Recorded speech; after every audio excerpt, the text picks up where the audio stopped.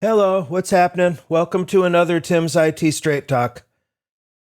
This is about what I see as the 5 worst PowerPoint design mistakes. Now, some caveats there. I'm not a trained graphic artist, and I'm colorblind. So that further erodes my own confidence in designing a PowerPoint theme, which is good, frankly, because normally I'm given a template to work with. and thank you-know-who for that, right? But how can you give us these tips without visual aids, Tim? You know, that is a cringy question. Not on your part if you're asking it, but on mine for answering it. Yeah, I know, it's tough with this format. I'm not using visual aids because I want these videos to get out almost immediately. I mean, literally 15 minutes after I record them, they're published. So if you'd bear with me, I'm going to give you these 5 tips. Perhaps I'll put them in the description so you at least have a summary. That's what I'll do. Let me write that down so I don't forget. Put the 5 mistakes in the video summary. This is really live and unedited. Proof of it. Okay. These 5 worst PowerPoint design mistakes are not in any particular order of priority, and they're likely to express my own preferences to a degree, but see what you think. That's what I'm really interested in. First, I have poor color contrast and typography. How many times have you witnessed a blinding PowerPoint deck whose colors were too bright? How many times have you seen a PowerPoint presentation with not enough contrast between foreground and background, namely the typography or the text and the background pattern or color? Now, as a colorblind person, it's even worse for me. When they're delving into reds and greens and so forth, I'm really in big trouble. I'm not going to be able to see it. So I would ask, as you're designing your PowerPoint, would you consider a colorblind-friendly palette? I know that we're a distinct minority in the world, but we exist, we colorblind people. And frankly, I've shown some PowerPoint designs to people with normal color perception, and they said, that's horrible. If you do some research, you can find color combinations that have had psychological studies associated with them. If you're looking to promote certain feelings, you might want to consider building a color palette using some of that psychological research. I mean, anything can help you improve the effectiveness of the presentation. Number 2 is too much or not enough text. A PowerPoint deck is not meant to be War and Peace. This is something I see all the time. People just putting too much text on a slide. And you know what happens when you've got too much text? You've got to crank the font down to where it's too small. And that kind of blends in with the previous worst design mistake, having text that's too large or too small. You'll notice that I'm using both extremes here. Fonts that are too small or too big, too much or not enough text. The next mistake, the third one that I'm going to give in a moment, same kind of pattern. You've got people like, I forgot who wrote Beyond Bullet Points, but that's a pretty legendary book on PowerPoint design. But he's Cliff something. He's very much into telling a story visually and having minimal text. Nancy Duarte's the same way. That doesn't really work for me because as a technical trainer, I'm not there. I'm there to tell you a story, and I talk about storytelling a bit elsewhere in my YouTube channel here.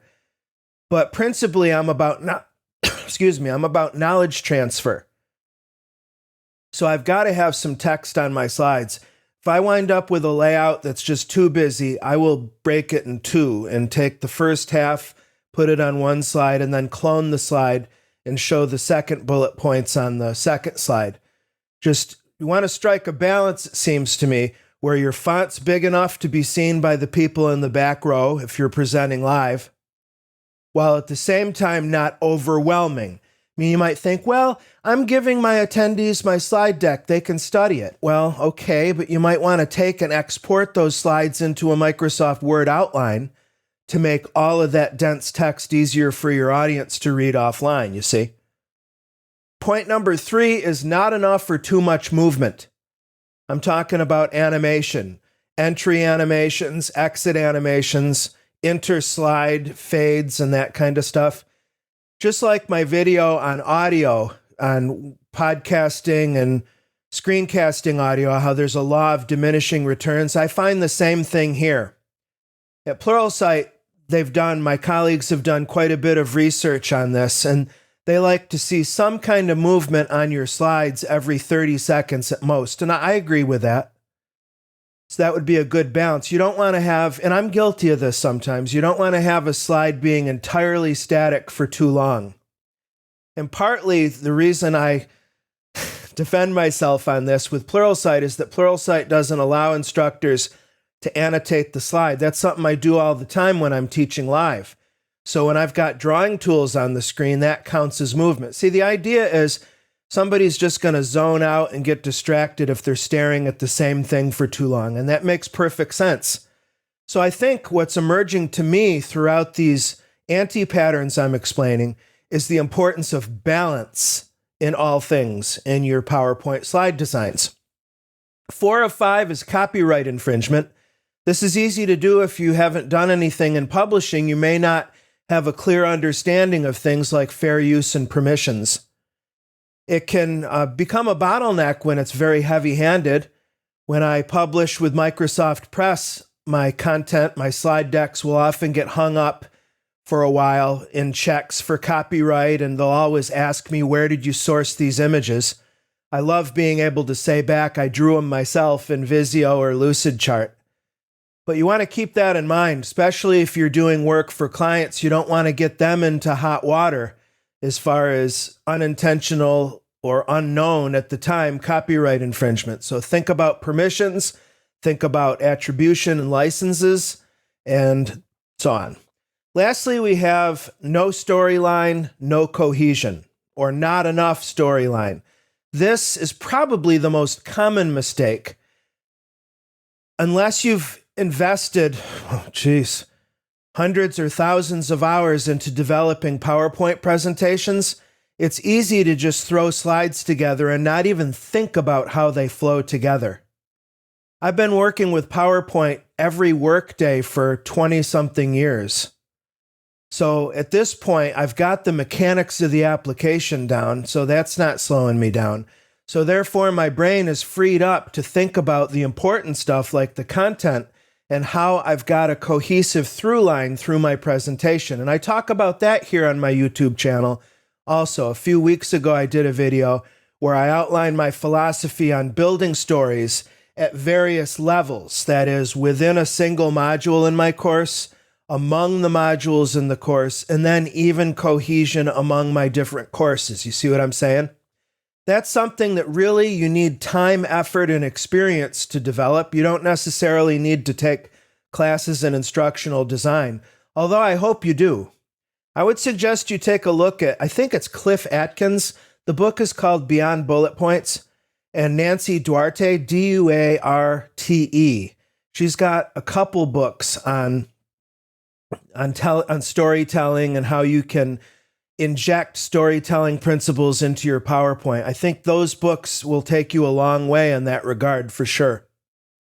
So there you have it. Those are my 5 worst PowerPoint design mistakes. Once again, poor color contrast and typography, too much or not enough text on a slide, too much or not enough movement, copyright infringement, and no storyline or limited storyline and cohesion. It just looks like a bunch of slides that somebody printed out, threw up in the air, and however they landed on the ground, whatever order they picked them up was the order of the slide deck.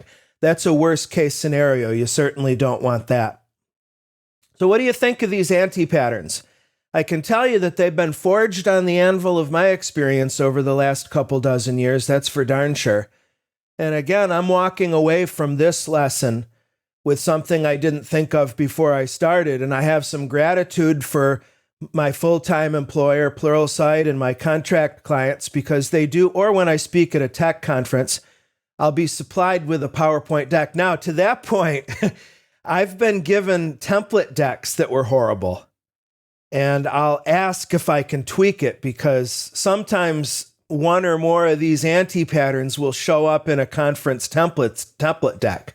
So don't think that just because it's an official template deck means that it's already according to proven practices, because in my experience, that's proven not to be the case uniformly. Okay, good subject. I love geeking out on this. Hope you enjoyed this session. I'll see you next time, all right? Thank you. Bye.